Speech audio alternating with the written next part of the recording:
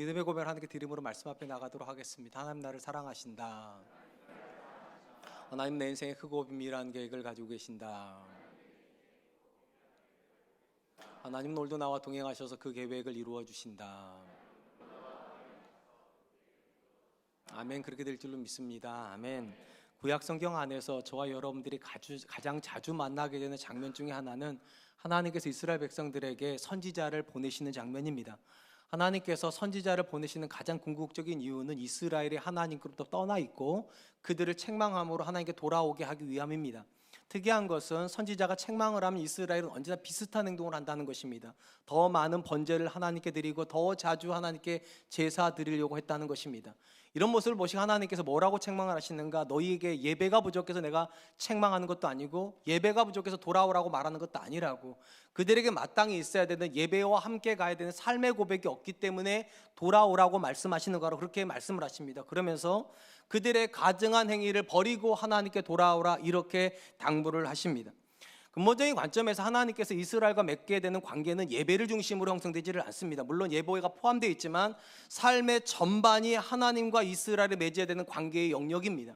그 모든 영역에서 하나님은 이스라엘에게 왕이 되시고 이스라엘은 그분의 다스림을 받는 백성이 되는 것이 하나님이 기대하시는 이스라엘과 하나님의 바른 관계입니다.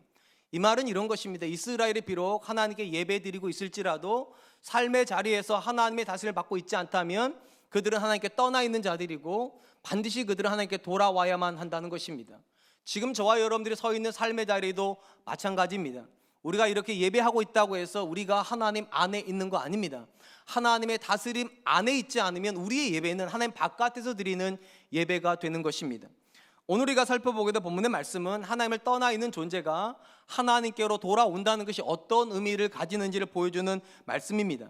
오늘 본문은요, 기드온의 아들이었던 아비멜렉이 죽고 나서 있었던 이야기를 기록을 합니다.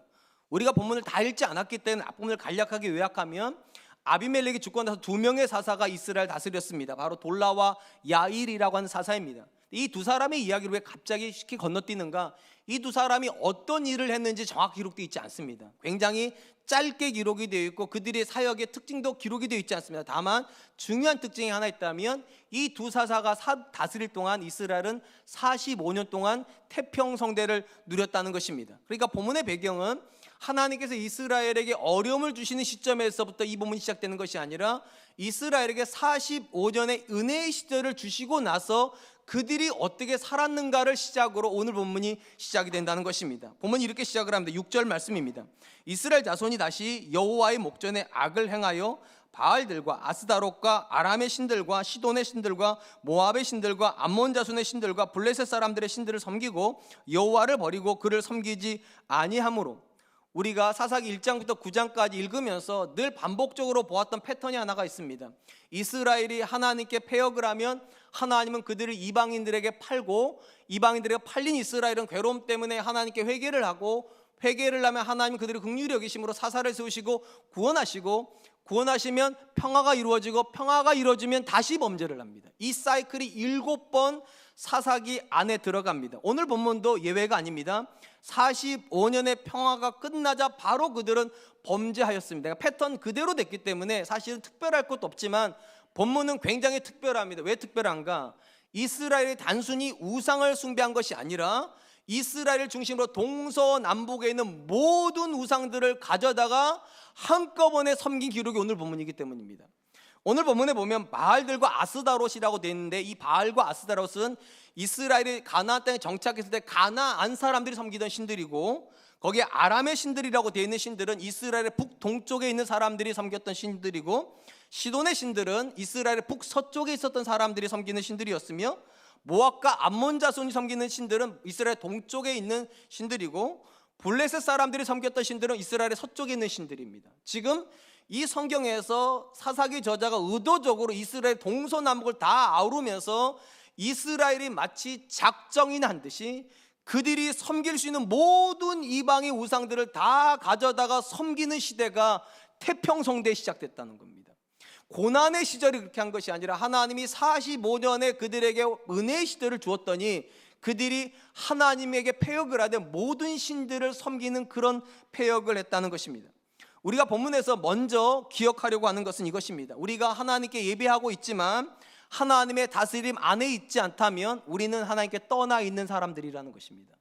예배는 드리지만 하나님의 다스림을 받지 않으면 그들은 반드시 하나님을 떠날 수밖에 없는 그런 사람들이라는 것입니다. 특별히 본문에서 우리가 주목해야 될 것은 이스라엘이 섬겼다고 말하는 동서남북에 있는 모든 신들은 근본적으로 이스라엘을 침략했던 민족이 섬겼던 신들입니다.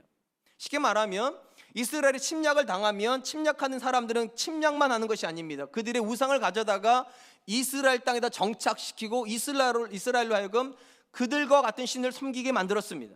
근데 오해하지 말아야 될 것은 이방인들이 침략해서 우상 숭배가 시작됐다고 해서 하나님에 대한 예배가 멈췄다는 것이 아닙니다. 하나님에 대한 예배는 계속 드리고 있고 우상도 함께 예배를 드리고 있었다는 것입니다. 이렇게 두 가지가 병립을 하고 있다가 하나님께서 사사를 보내시면 어떤 일이 벌어집니까? 구원을 받고 이방의 신을 섬기는 것을 멈추고 오직 하나님께 예배를 드리는 것입니다. 45년의 시간이 하나님께만 예배를 드리는 시간이었다는 거예요. 문제는 무엇인가? 예배는 드리고 있는데 그들이 하나님의 다스림 안에 들어가 있지 않으니까 그들의 예배가 다시 망가져서 이전과 마찬가지로 우상을 겸하여 섬기는 지점으로 타락을 하더라는 것입니다. 왜 이런 일이 일어났을까? 아마도 이랬던 것 같습니다. 이스라엘 생각에 이방의 신들이 이스라엘을 공격하는 이유는 그들이 이방의 신을 암섬겼기 때문이라면 그들이 이방의 신들, 동서남북에 있는 모든 신들을 섬겨버리면 이스라엘을 공격할 원인이 제거된다는 거예요. 원인이 제거가 되면 그들에게 평안이 있지 않을까? 그래서 동서남북에 있는 모든 신들을 섬김으로 그들의 불화의 원인들, 그들의 고난 원인을 다 제거하기 위해서 이스라엘은 다시 우상숭배로 빠져들어갔다는 것입니다. 사실 이런 모습은요, 비단 사사시대에만 있는 이야기는 아닙니다. 오늘 우리의 삶의 현장에서도 똑같이 일어납니다. 한 번만 생각해 보세요. 혹시 지금 이 자리에 계신 분들 중에 재정적인 문제로 어려움을 겪는 분들이 계십니까? 혹시 과거의 재정적인 문제로 어려움을 겪었던 기억이 있는 분들이 계십니까? 한 번만 생각해 보세요. 여러분들이 만약 그런 상황이 있다면 여러분들이 아침에 눈 뜨는 순간부터 저녁에 잠드는 순간까지 뭐에 대한 생각으로 가득 차겠습니까? 어떻게 하면 빨리 이 재정적인 문제에서 벗어날까? 계속적으로 돈에 대한 생각만 할 겁니다. 뭐를 하든지 간에 돈만 하고 계실 거예요. 그러셨겠죠? 또 그러시잖아요. 이런 상황에서 하나님께서 저와 여러분들에게 은혜를 주셔서 재정적인 문제에서 자유를 얻는다. 한 번만 생각해 보세요. 그 순간 여러분의 느낌이 어떨까요? 감사하시겠죠? 안 감사하세요? 기쁘시겠죠? 안 기쁘세요? 아니, 여러분, 돈의 고통으로부터 자유되는 것만큼 기쁘고 감사한 일이 어디 있겠습니까? 자, 그 순간만은 정말로 기쁘고 정말로 감사할 겁니다. 그런데 바로 앞에 두 갈래 갈림길이 생기게 됩니다. 한 갈림길은 무엇인가? 은혜 주신 하나님께 더 집중해야 되는 겁니다. 이렇게 좋은 은혜를 주셨는데, 나한테 이렇게 자유를 주셨는데 내가 하나님께 더 열심히 섬겨야지, 이러는 길이 있고요. 또 하나는 은혜 주신 하나님을 잊어버리고 이전 상태로 돌아가는 겁니다. 똑같이 사는 거예요. 많은 경우 저와 여러분들은 어떤 길을 주로 선택합니까? 죄송하지만 이쪽 길입니다. 은혜는 받았는데 하나님의 은혜가 없었던 시절과 똑같이 살게 됩니다. 그러면서 한 가지가 달라져요. 뭐가 달라지는가? 다시 돈에 집착하게 됩니다. 왜 돈에 집착합니까? 다시는 그런 재정적인 문제를 안 걸려들고 싶으니까 더 철저하게 돈에 매이게 되는 거예요. 그러니까 과거에는 재정적인 어려움 때문에 재정이 붙잡혔다면 이제는 재정적인 어려움에 안 들어가려고 돈에 붙잡혀 버리는 거예요. 마치 이런 거예요. 원인이 제거가 되면 다시는 그런 어려움 안 겪겠지. 사실은 그 원인을 누가 제거시켜 주셨는가? 하나님이 제거시켰으니까. 하나님이 계시면 원인이 있어도 아무 문제가 없어요. 근데 마치 원인이 없으면 내가 평안할 것처럼 오늘 본문이 똑같아요. 우상 숭배로부터 고통을 당하고 하나님으로부터 놓였는데 놓인 사람들 왜 다시 우상 숭배를 합니까? 원인을 제거하려고요. 우리 중에 하나님의 은혜로 재정적인 문제 해결이 되면 다시 재정으로 돌아가는 사람들이 나오고요. 하나님의 은혜로 건강의 문제가 해결이 되면 다시 건강하는 분들이 나오고요. 하나님의 은혜로 관계가 회복이 되면 하나님에게 집중하는 것이 아니라 관계하는 분들이 나옵니다.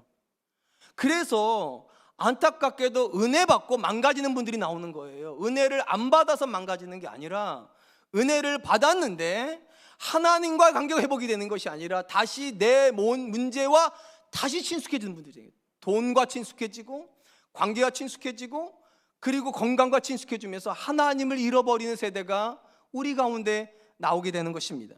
특별히 마태복음 12장에 보면 우리가 하나님께 은혜 받는 것이 만사 능통한 문제만은 아니라는 걸 보여줍니다. 그러니까 은혜 받는 것이 우리 신앙의 궁극적인 목적이 될 수 없다는 이야기가 나와요. 거기 이렇게 예수님이 말씀하십니다. 마태복음 12장 43절로 45절 말씀입니다. 더러운 귀신이 사람에게서 나갔을 때 물 없는 곳으로 다니며 쉬기를 구하되 쉴 곳을 얻지 못하고 이에 이르되 내가 나온 내 집으로 돌아가리라 하고 와보니 그 집이 비고 청소되고 수리되었거늘 이에 가서 저보다 더 악한 귀신 7을 데리고 들어가서 거하니 그 사람이 나중 형편이 전보다 더욱 심하게 되느니라. 이 악한 세대가 또한 이렇게 되느니라. 예수님께 이렇게 말씀하세요. 한 존재가 귀신에 사로잡혀 있어요. 여기서 귀신을요 그냥 막연하게 생각할 필요 없어요. 돈에 사로잡히기도 하고 건강에 사로잡히기도 하고 관계에 사로잡히기도 해요. 사람에게 사로잡히기도 하고. 그런데 어느 날 하나님께 은혜 주셔서 귀신이 나갔대요. 이 사람의 인생이 깨끗하게 정리가 되었어요. 그러면 깨끗하게 된 인생이 됐잖아요. 근데 뭔 문제가 벌어지는가? 귀신이 나갔다가 이리저리 돌아다니다가 갈 곳을 못 찾고 다시 생각을 했다는 거예요. 원래 내가 나왔던 그 사람에게 가봤더니만 깨끗이 비워져 있는데 아무도 거기 안 들어가 있더래요. 그러니까 다시 들어가더래요. 그리고 이번에는 다시는 안 쫓겨나려고 자기보다 센 7귀신을 같이 데리고 들어간대요. 오늘 보면 똑같은 얘기 아닙니까? 하나님께서 우상을 내밀어 주셨어요. 내밀었더니만 이스라엘의 공간이 깨끗해졌어요. 근데 그 공간이 비어 있으니까 그 다음에 동서남북에 있는 모든 우상들이 한 존재 안으로 다 들어가 버리더라. 예수님께서 이 이야기를 왜 하십니까? 하나님의 은혜를 경험한다는 건 우리가 무언가 매였던 거로부터 자유케 되는 거예요. 근데 은혜의 목적이 자유케 되는 것이면 또 매이게 된다는 거예요. 그러면 은혜의 진짜 목적은 뭐여야 되는가? 우리의 삶이 하나님으로 채워지는 거예요.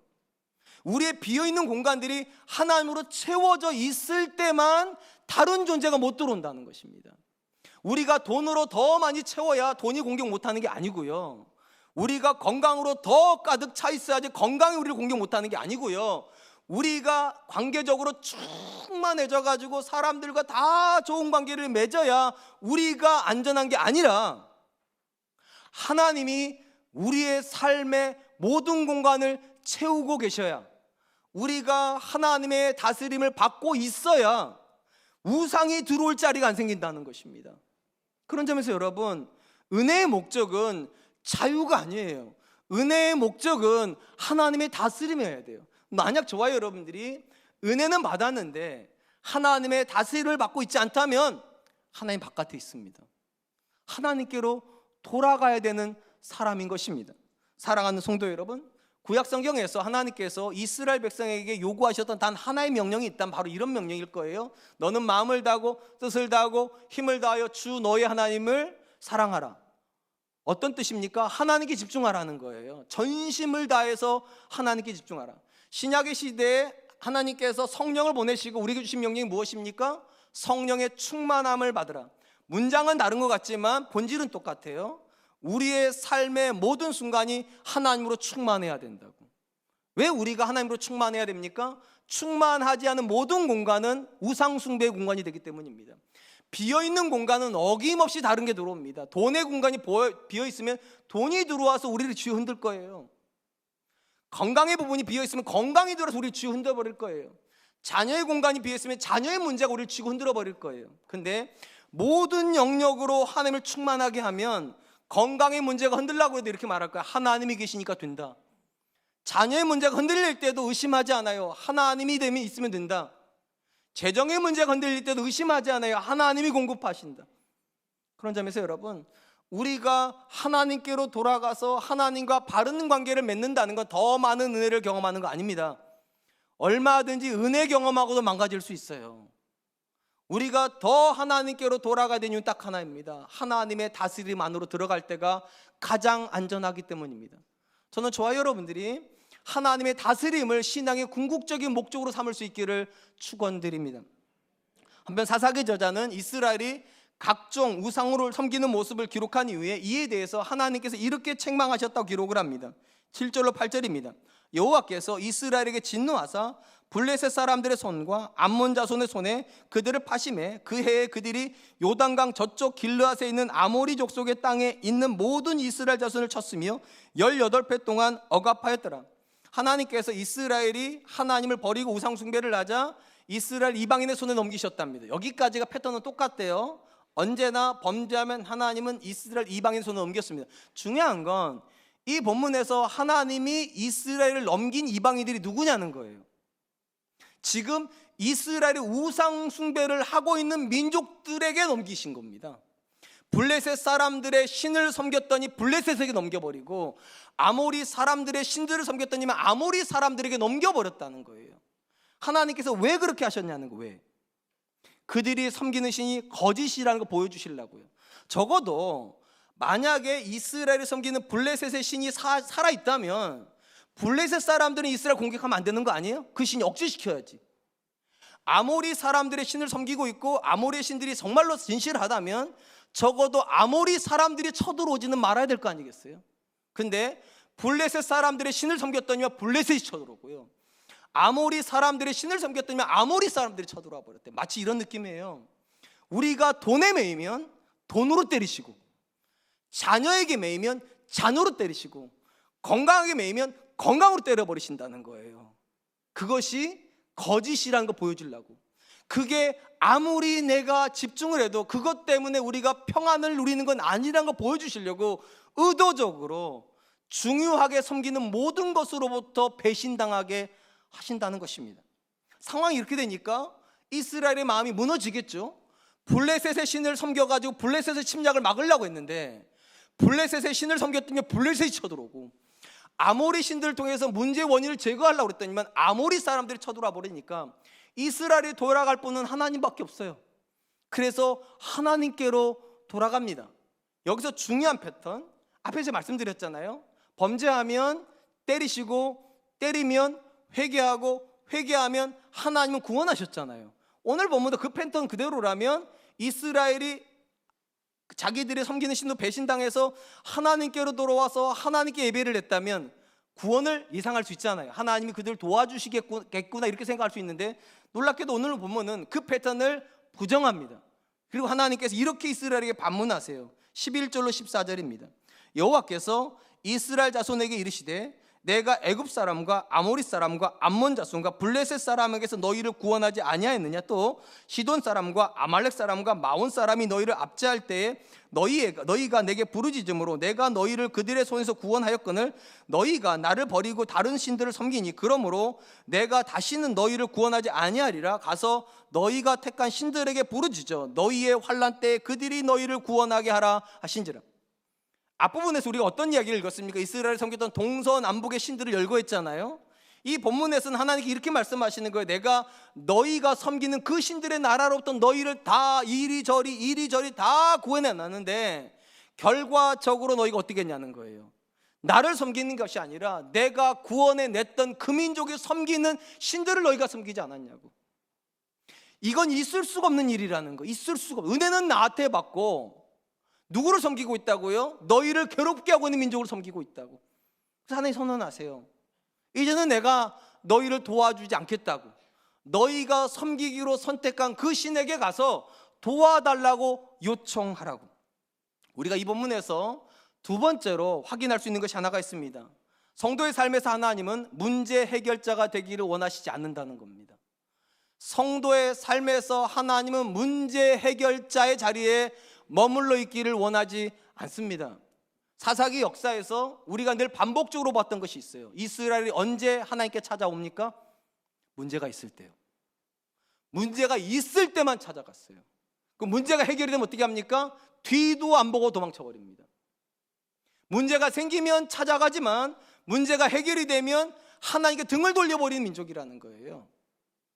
한번 솔직하게 저와 여러분들을 들여다보겠습니다. 우리가 언제 하나님 찾습니까? 문제 있을 때잖아요. 건강에 문제가 있을 때, 자녀의 문제가 있을 때, 재정의 문제가 있을 때, 관계가 문제가 있을 때 그때는 절박하게 하나님을 찾습니다. 그러다가 문제가 사라져도 여전히 하나님을 찾는 분들이 얼마나 됩니까? 별로 없어요. 우리도 이 본문에 나오는 이스라엘 사람들과 별 진배가 없어요. 문제가 생기면 찾아왔다가 문제가 없어지면 도망치고 다시 문제가 오면 언제 그랬는데 또 찾아오고, 쉽게 말하면 우리는 하나님을 이용하려고 하지 하나님을 통해서 문제를 해결하려고 하지 하나님을 원하는 게 아니라는 거예요. 하나님을 원하는 게 아니에요. 특별히 한국의 아버지들이 나이가 들수록 외로워진다고 하죠. 왜 외로워집니까? 자녀들이 안 찾아와서요. 왜 안 찾아옵니까? 어릴 때는 아버지가 문제 해결자이기 때문에 필요하니까 찾아왔어요. 필요하니까. 그러니까 정확히 말하면 아버지를 원하는 게 아니라 아버지의 지갑을 원하는 거죠. 근데 일정 시간 지나면 자기 지갑이 생긴나 봐요. 자기 지갑이요. 그러면 지갑을 가지고 있는 아버지가 의미가 없어져요. 그러면서 자녀들이 안 찾아와서, 엄마하고는 늘 대화를 했으니까 교제의 대상이니까 나이가 들어도 엄마는 찾아오는데 문제 해결자였던 아버지는 찾아올 일이 없어진다고. 이 본문에 나오는 이스라엘이 그렇다는 거예요. 아모리 사람이 문제가 생기면 찾아오고, 블레셋 사람들의 문제가 찾아오고, 남방에 있는 에돔의 문제가 생기면 찾아오고, 시돈의 문제가 좀 찾아오는데 문제가 해결되면 도망가 버린다는 거예요. 문제가 해결돼 버리면. 그리고 하나님께서 말씀하세요. 이젠 지친다고. 내가 언제까지 너희 문제만 해결해 주는 너희에게 해결사로 있어야 되겠냐고. 나 그거 안 하겠다고. 이제 사표 내겠다고 하나님 그렇게 선언하시는 것입니다. 예레미야서를 읽어보면 하나님께서 이스라엘 향해서 이렇게 책망하시는 모습을 발견하게 됩니다. 예레미야서 15장 6절로 7절입니다. 여호와께서 이르시되 내가 나를 버렸고 내게서 물러갔으므로 내게로 내 손을 펴서 너를 멸하였노니 이는 내가 뜻을 돌이키기에 지쳤음이로다. 내가 그들을 그 땅의 여러 성문에서 키로 까불려 그 자식을 끊어서 내 백성을 멸하였나니 이는 그들이 자기들의 길에서 돌이키지 아니하였음이라. 예레미야의 메시지는 무엇인가 하면은요, 하나님께서 애굽에 400년 포로 생활했던 이스라엘을 건져내셔서 하나님이 주시는 땅 가나안 땅에 정착시켰는데 어느 날 갑자기 하나님이 다시 이스라엘을 바벨론으로 포로로 보내시겠다는 거예요. 포로에서 구원한 민족인데 하나님이 직접 구원했는데 왜 다시 포로로 보내십니까? 하나님 이렇게 말씀해요. 뜻을 돌이키는데 지쳤다고. 한두 번 해결해주고 한두 번 그들에게 다가가지, 이거는 왜 문제만 생길 때마다 찾아왔다가 문제만 해결되면 도망가 버리니까 그들을 때리는 것도 지겹고 이제는 돌아오라고 선지자 보내는 것도 지쳐서 하나님 말씀하세요. 내가 이제 지쳤다고 너희한테. 도대체 언제까지 문제 있을 때만 나 찾아올 거냐고. 언제까지 문제만 없어지면 그렇게 도망치다가 언제까지 우리의 관계가 그렇게 맺어져야 되겠냐고. 그래 하나님 말씀하세요. 이제 뜻을 돌이키기에 지쳤다. 한번 스스로에게 물어보시기 바랍니다. 여러분 신앙생활 몇 년 정도 하셨습니까? 한 30년 하셨습니까? 한 40년 하셨습니까? 한 50년 하셨습니까? 그러면 그만큼 하나님과 가까워지셨습니까? 왜냐하면 40년, 50년을 살았다는 얘기는 수많은 문제를 만났다는 걸 거예요. 수많은 문제를 만나고도 이렇게 계속 예배를 드리고 있다는 것은 분명히 은혜가 있었다는 걸 거예요. 그런데 은혜는 있었는데 하나님과 가까워지지 않았다는 말은 문제만 있을 때만 찾아왔다는 걸 겁니다. 그러니까 안 가까워지죠. 그러니까 늘 한결같이 그 자리만 계속 맴돌고 있는 거죠. 그리고 하나님께서 저와 여러분들에게 이렇게 말씀하시는 거예요. 지쳤다고. 내가 너랑 40년을 같이 동행하지만 50년을 같이 동행하지만 우리의 관계에 발전이 하나도 없다고. 우리가 너무 자주 잊어버리는 게 하나가 있어요. 하나님이 인격적인 분이라는 거예요. 여러분 인격적이라는 건 여러 뜻을 가지고 있는데 아주 쉽게 말하면 인격적이라는 건 분노할 수 있다는 겁니다. 아내가 인격적이기 때문에 남편이 험한 말하면 아내가 화낼 수 있는 거죠. 그런 거잖아요. 자녀에게 아빠가 싫은 말을 하면 자녀가 화낼 수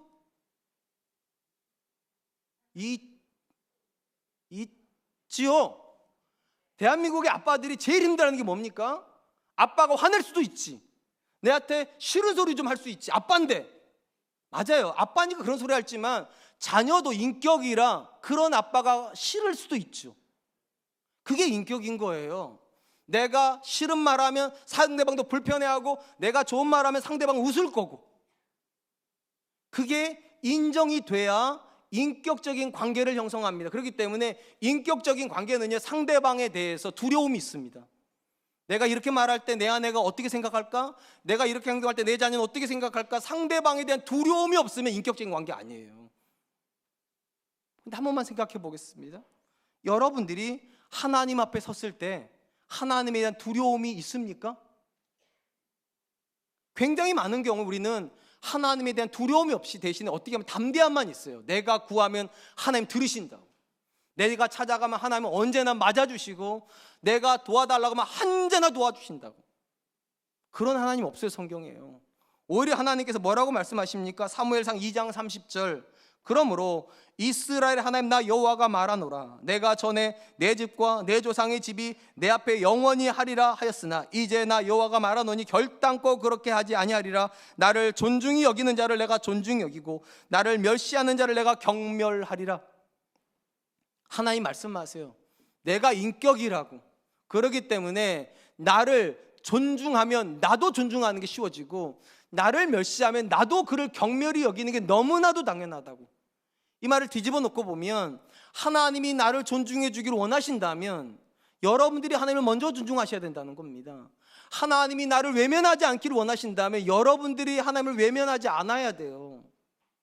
절대로 어떤 인격도요, 하나님 뿐만 아니라 모든 인격은 다 이용당하는 걸 기뻐하지 않습니다. 문제가 생겼다고 찾아왔다가 문제가 없으면 도망쳐버리는 관계를 어떤 사람도 좋아하지 않아요. 우리가 좋아하는 관계는 언제나 똑같아요. 그냥 나를 좋아하는 사람이에요. 그냥 나를 좋아하는 사람이에요. 하나님이 좋아서 하나님을 찾아오는 사람을 하나님 기뻐하시지, 매번 찾아올 때마다 하나님 이거 주세요, 매번 찾아올 때마다 이거 도와주세요, 문제가 없으면 안 찾아오고 문제만 있으면 찾아오는 관계를 하나님은 기뻐하지 않으십니다. 그런 점에서 여러분, 저와 여러분들이 하나님께로 다시 돌아간다는 건 문제를 가지고 돌아간다는 뜻이 아니에요. 관계를 위해서 돌아간다는 거예요. 하나님, 내가 하나님을 기뻐합니다. 하나님, 내가 하나님만 생각해도 너무 감사합니다. 어떤 목사님이 이렇게까지 기도하셨대요. 하나님, 더 이상 나한테 뭐 안 주셔도 됩니다. 하나님이면 됩니다. 저는 이 관계요, 이 관계 속에서 하나님이 우리를 기뻐하십니다. 이 관계 속에서 하나님이 우리 기도 들으시기를 기뻐하십니다. 사랑하는 성도 여러분, 한 번만 물어볼게요. 하나님이 여러분과 여러분의 기도를 거절하실 수 있습니까? 있습니다. 하나님이 여러분을 미워할 수 있습니까? 있습니다. 이 사실을 기억하셔야지만 신앙생활이 건강해집니다. 내가 아무렇게나 예배도 되고 내가 아무렇게나 대해도 되는 그런 하나님이라면 그분은 성경이 말하는 하나님 아니에요. 하나님은 우리보다 더 인격적이십니다. 왜냐하면 우리에게 인격을 부여하신 분이시니까요. 그러니까 생각하셔야 돼요. 내가 하나님을 이용하면 안 된다고. 문제가 생겨서 찾아갈 수는 있어요. 당연하죠. 근데 문제가 없어졌다고 도망쳐버리면, 하나님 앞에 간절함을 포기해버린다면 우리 신앙 분명히 문제가 있어요. 우리는 하나님을 사랑하는 게 아니라 하나님을 이용하는 거니까요. 성경이 말하는 신앙은 이용이 아닙니다. 교제예요. 문제를 통해서 하나님을 경험하는 거고요. 경험했기 때문에 이전보다 더 뜨겁게 하나님을 사랑하고 이전보다 더 뜨겁게 하나님을 예배하려고 하는 거, 그것이 우리가 고백하는 신앙이 되어야 될 줄로 믿습니다. 저는 2023년에 우리가 경험한 하나님은 이용하는 하나님이 아니라 교제하고 즐거워하고 감사하는 하나님 되실 수 있기를 축원드립니다. 마지막으로 이스라엘 백성이 하나님 앞에서 회개하지만 하나님께서 거절하셨잖아요. 너희가 선택한 너희 신에게 도움을 청하라고 그렇게 했을 때 이스라엘이 어떻게 반응했는가도 굉장히 주목을 해야 됩니다. 15절 16절입니다. 이스라엘 자손이 여호와께 여쭈되 우리가 범죄하였사오니 주께서 보시기에 좋은 대로 우리에게 행하시려니와 오직 주께 구하옵나니 오늘 우리를 건져내옵소서 하고 자기 가운데서 이방 신들을 제하여 버리고 여호와를 섬김에 여호와께서 이스라엘의 권고로 말미암아 한 마음에 근심하시니라. 이스라엘 백성들은요, 하나님 앞에 자기들이 범죄했다고 인정을 해요. 하나님, 우리가 범죄했다고. 그러면서 뭐라고 말합니까? 주께서 보시기에 좋은 대로 우리에게 행하시려니와. 쉽게 말하면 하나님, 우리가 맞아야 된다면 때리십시오, 이런 거예요. 우리를 거절하신다면 우리를 거절하시오 이렇게 했어요. 여기까지는 굉장히 좋아요. 근데 그 다음이 조금 고개가 갸우뚱거려져요. 오직 주께 구하옵나니 오늘 우리를 건져내옵소서. 앞뒤가 안 맞아요. 때리라면서요. 갑자기 때리라더니만 또 뭐라고 말합니까? 오늘 우리를 건져내시옵소서. 때리라는 거예요. 때리지 말라는 거예요. 이방의 외침을 허락하라는 거예요. 하지 말라는 거예요. 앞뒤가 안 맞는 말이 아닙니다. 정확히 말하면 이런 뜻이에요. 하나님, 우리가 잘못했으니까 우리는 맞아야만 합니다. 하나님 때리십시오. 그 다음 말이 중요해요. 그런데 하나님 쫓아내지는 마십시오. 우리를 버리지는 마십시오. 때리지만 이방인 손에 넘기지 말고 주의 손 안에서 우리를 회복시켜 주십시오. 아주 단순히 말하면 부모가 화가 나면 자녀를 때릴 수는 있잖아요. 근데 그 자녀를 집 나가라고 할 수는 없잖아요. 이렇게 말하는 거예요. 아빠 때려도 좋은데 호적파라는 말씀은 하지 말아주세요. 나가라는 말은 하지 말아주세요. 아빠 없이 내가 어떻게 삽니까? 우리 가정 없이 내가 어떻게 삽니까? 잘못했으니까 때리기는 하시되 나 버리지 마세요. 나 포기하지 마세요. 그랬다는 거예요. 그리고 더 중요한 거, 하나님께 나 포기하지 말라고 요청하면서 이스라엘이 굉장히 독특한 행동을 합니다. 거기 이렇게 돼 있어요. 이방의 신들을 제하고 하나님만 섬겼다고. 그랬더니 더 놀라운 일이 벌어집니다. 하나님이 이스라엘을 때리시면서 마음에 근심하셨더라. 이 본문에서 우리가 마지막으로 주목하려고 하는 것입니다. 하나님은 죄에 대해서 때리시지만 또한 그분의 백성을 긍휼히 여기시는 분이라는 것입니다. 우리가 하나님께 돌아간다는 건 바로 그겁니다. 긍휼하신 하나님께로 돌아가는 것입니다. 우리가 성경에서 하나님은 이런 분이라 굉장히 많은 걸 배웁니다. 그래서 우리 흔히 하나님 속성이라 부릅니다. 이 하나님 속성에서 대표적으로 두 가지가 하나님 속성입니다. 근본적으로 하나님은 대표 속성 두 가지를 가지고 계십니다. 하나가 사랑의 속성이시고요, 또 하나가 공의의 속성입니다. 그래서 사랑과 공의가 하나님의 왼쪽과 오른편을 전체적으로 설명하는 속성입니다. 그러면 우리 성경에 공의라고 번역된 단어는 어떤 뜻을 가지고 있을까? 히브리어로 체데크란 단어입니다. 이 체데크란 단어는 두 가지 의미를 가지고 있습니다. 표준 또는 기준이라는 뜻을 가지고 있습니다. 쉽게 말하면 하나님은 한 사람을 보실 때 그냥 보시는 것이 아니라 기준을 가지고 보신다는 거예요. 그리고 누군가가 그 기준에서 벗어나면 징계를 하십니다. 이게 하나님의 공의입니다. 기준에서 벗어나면 하나님은 때리신다. 이게 하나님의 공의라면 하나님의 사랑은 무엇인가? 하나님은 그럼에도 불구하고 용서하기를 기뻐하신다. 여러분, 이게 왜 중요하냐면 성경적 관점에서 놓고 보면 하나님의 기준에서 벗어나지 않은 사람이 존재할 수 있습니까? 단 한 명도 없습니다. 모든 사람은 다 치우쳐 그릇 행하여 갔다. 이게 성경의 기록이에요. 그러니까 모든 사람은 다 하나님의 공의적 속성에 의해서 본다면 다 징계받아 마땅한 존재예요. 근데 왜 저와 여러분들이 구원을 받았습니까? 두 번째 속성 때문이에요. 하나님이 우리를 그럼에도 불구하고 사랑하시니까. 근데 여기에서 오해가 벌어지면 안 되는 것이 있어요. 그러면 공의하고 사랑은 충돌하냐는 거예요. 하나님 두 가지 속성을 가지고 계시는데 때려야 되는데 사랑하면 안 되잖아요. 이게 충돌이에요, 사실은요. 하나님은 공의적 속성에 의해서 우리를 죄인이라고 규정하셨기 때문에 때려야 되는데 때리면서도 우리를 불쌍히 여기시니까 구원은 하셔야 돼요. 두 가지 속성이 충돌하는 것 같아요. 근데 하나님께서 이 충돌을 막아내시기 위해 하신 일이 무엇입니까? 예수 그리스도를 보내신 거예요. 그래서요, 맞아야 되는 죄인을 대신해서 맞게 만드실 존재를 만들어 놓으셨다는 거예요. 예수 그리스도가 우리의 모든 죄를 짊어지셨다는 게 바로 그것입니다. 하나님의 공의에 의해서 받아야 되는 징계를 예수님이 다 받아주심으로 하나님에게 남은 건 딱 하나밖에 없어요. 우리한테 사랑이요. 징계는 예수님에게 넘겼으니까 사랑의 대상이 우리가 됐다는 거예요.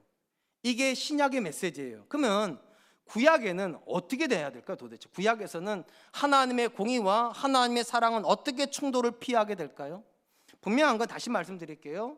하나님의 공의와 사랑은 충돌하면 안 됩니다. 그렇기 때문에 하나님이 한 존재를 긍휼히 여길 때에는요, 하나님의 공의가 문제가 생기면 안 돼요. 바로 이런 이유 때문에 다윗이 이렇게 고백을 했던 것입니다. 시편 103편 13절입니다. 아버지가 자식을 긍휼히 여긴 같이 여호와께서는 자기를 경외하는 자를 긍휼히 여기시느니라.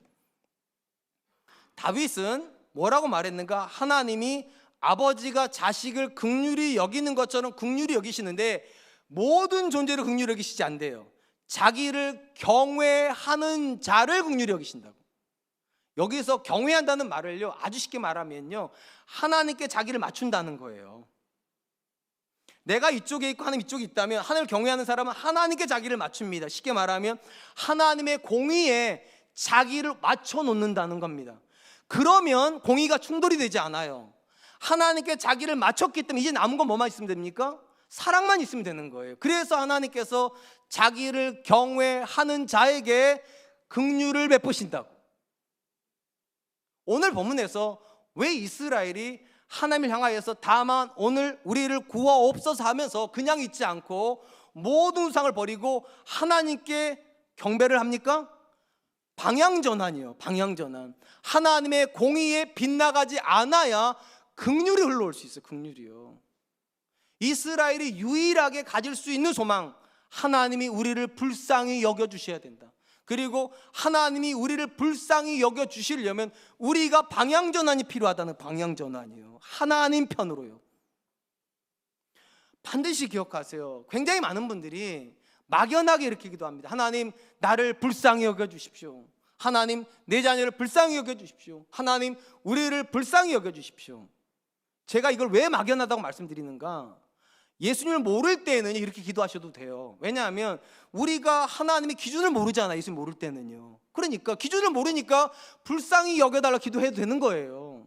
우리가 예수님을 만나기 이전에는 하나님이 긍휼의 풍성하신 사랑으로 우리를 구원하신 거예요. 공의를 대입하지 않으시고. 왜냐하면 우리 모르니까. 근데 지금 저와 여러분들이 하나님의 기준을 모릅니까? 모르지 않습니다. 어떻게 자녀 키워야 되는지 모르십니까? 모르지 않습니다. 어떻게 남편은 아내에게, 아내는 남편에게 해야 되는지 모르십니까? 모르지 않습니다. 부모가 자녀한테, 자녀가 부모한테 어떻게 하는지 모르지 않아요. 그러니까 여러분, 그리스도 바깥에 있을 때 모르니까 긍휼히 여겨달라고 기도하시면 된다고. 모르니까. 근데 그리스도 안에서 내가 내 남편한테 어떻게 해야 되는지, 내가 내 자녀 어떻게 아는데 거기다 대놓고 하나님 무턱대고 그렇게 하시면 안 된다고. 하나님, 내가 내 남편에게 복종해야 되지만 복종하지 못하고 있다는 거 내가 압니다. 하나님, 오늘부터라도 내가 복종하겠습니다. 오늘부터라도 내가 내 남편을 사랑하겠습니다. 오늘부터라도 내가 내 자녀에게 주의 교양과 훈계로 양육할 터이니 주여 우리를 불쌍히 여겨 주옵소서. 우리가 하나님께 돌아간다는 건 막연한 은혜로 돌아가는 걸 말하는 게 아닙니다. 하나님의 공의의 기준으로 나를 맞추고 하나님 불쌍히 여겨주십시오. 자녀를 위해서 기도하실 때도 여러분, 그냥 무조건 하나님 내 자녀 편대죠 그렇게 기도하시면 의미가 없어요. 하나님, 내 자녀를 하나님의 길에 돌이킬 터이니까. 그리고 지금 내 자녀가 이전보다 더 하나님께 가까이 왔지 않습니까? 하나님 긍휼히 여겨주십시오. 그렇기 때문에 여러분, 우리가 하나님께로 다시 돌아온다는 건 기준을 회복한다는 거예요. 막연하게 돌아가겠다는 게 아니라 하나님이 말씀하시는 그 기준으로 내가 돌아가겠습니다. 그러니까 하나님, 이번 한 번만 다시 나를 긍휼히 여겨 주옵소서. 사랑하는 성도 여러분, 우리가 예수님을 믿는 자가 되어도 여전히 우리는 다 연약한 자들입니다. 그래서 죄 짓죠. 죄 안 지으십니까? 저는 제 자신이 목사인데도요, 제 자신에 대해서 굉장히 많은 절망을 합니다. 왜냐하면 생각 속에서 조금만 느슨해지면 이상한 생각을 해요. 이상하게 상상하지 마세요. 여러분 생각하는 것보다 착해요. 근데도 제 생각에는 내가 이런 생각을 왜 하나 싶은 생각들을 해요. 조금만 제가 경계심 풀으면 제가 제 아내한테 농담을 하는데 질 나쁜 농담을 해요. 또 너무 상상하지 마세요. 그렇게 나쁘게 말 안 해요. 몸무게 가지고 제가 조금씩 놀려요. 나중에 보면 그럴 필요가 없었는데 저도 모르게 그런 말 해요. 조금만 느슨해지면은요 잘못된 선택을 해요. 여러분, 예수님 믿어도 우린 다 그래요. 그러면 여러분, 우리가 그런 상태에서 하나님께 돌아간다는 것이 무엇입니까? 그냥 막연하게 하나님, 내 자녀 상처 안 받게 해주세요, 내 아내 상처 안 받게 해주세요, 이 문제 때문에 어려움 당하지 않게, 그렇게 하는 겁니까? 그거 아니에요. 우리가 하나님께 돌아가는 건 인정하는 거예요. 하나님, 내가 잘못된 생각했습니다. 하나님, 내가 잘못된 말을 했습니다. 내가 잘못된 선택을 했습니다. 그리고 하나님, 이제 내가 내 생각을 교정합니다. 이제 다시는 내가 그런 말 하지 않습니다. 하나님, 이제는 다시는 그런 선택하지 않을 테니까 하나님, 이번만 나를 긍휼히 여겨주시면 안 되겠습니까? 죄를 안 지을 수는 없어요. 그러나 하나님 안에 있는 사람, 하나님의 다스림을 받고 하나님과 교제하고 있는 사람은 교정할 줄 압니다. 내가 뭐가 잘못됐는지 알고 어떻게 해야 되는지, 어디로 돌아가야 되는지 정확히 알고 돌아가면 하나님이 나를 긍휼히 여기신다는 것도 압니다. 바라기 원하기는 2023년에 여러분들이 돌아가야 되는 지점을 날마다 돌아보십시오. 그리고 그 지점으로 돌아가기를 위해서 하나님께 기도하세요. 그리고 긍휼을 구하십시오. 반드시 하나님의 긍휼은 우리를 찾아올 줄로 믿습니다. 이제 말씀을 맺으려고 합니다. 오늘 보면은 그릇된 길에 서 있는 한 존재가 하나님께로 돌아온다는 것이 어떤 의미를 가져야 되는지를 우리에게 소개해 줍니다. 세 가지 의미가 돼야 됩니다. 첫 번째, 단순히 매었던 것으로부터 자유를 얻기 위해서 하나님께 돌아가는 게 아닙니다. 하나님의 다스림을 받기 위해서요. 하나님이 다스리지 않는 어떤 공간도 반드시 또 침략당합니다. 하나님의 다스림 안으로 들어가십시오. 두 번째, 하나님의 다스림 안으로 들어간다는 개념에서 중요한 건 하나님께 매일같이 찾아가서 이거 해달라 저거 해달라는 뜻이 아니에요. 하나님과 교제하시라고요. 하나님은 하나님께 문제가 있을 때 찾아오는 사람한테 말씀해. 지친다고, 내가 너를 원한다고, 내가 너를 기뻐하기로 원하고, 네가 나를 기뻐하기로 원하고, 내가 너와 함께 걷기로 원한다고. 동행하세요. 마지막 세 번째, 하나님께 돌아간다는 건 막연한 지점으로 돌아가는 게 아닙니다. 구체적인 기준을 가지고 돌아가는 거예요. 하나님의 공의의 기준에 내가 맞추겠습니다. 그러니까 하나님, 나를 긍휼히 여겨 주옵소서. 전 저와 여러분들이 이런 고백으로 날마다 하나님 앞에 서시기를 주님의 이름으로 축원드리겠습니다. 이 시간 주신 말씀을 기억하면서 세 가지를 위해서 같이 기도하도록 하겠습니다. 하나님, 내가 이전보다 하나님을 더 사랑하되 어떤 거로부터 매인 것으로부터 자유하기 위해서만 하나님을 찾는 사람이 아니라 하나님의 다스림 안으로 들어가기 위해서 하나님께 가는 사람 되게 하여 주시옵소서. 또한 하나님, 내가 하나님 앞에 문제가 있을 때만 기도하고 문제가 있을 때만 찾아가는 사람이 아니라 하나님이 즐겁기 때문에, 하나님이 내 삶의 전부이기 때문에 하나님과 교제하기 위해서 하나님을 찾아가는 사람 되게 하여 주시옵소서. 마지막 세 번째, 하나님, 우리가 하나님 앞에 돌아갈 때 하나님의 공의의 기준에 나를 맞추는 사람 되게 해주시고, 그리고 그걸 가지고 하나님 앞에 긍휼을 기도하는 그런 사람들 되게 하여 주시옵소서. 우리 같이 한 번만 기도하도록 하겠습니다. 기도하겠습니다.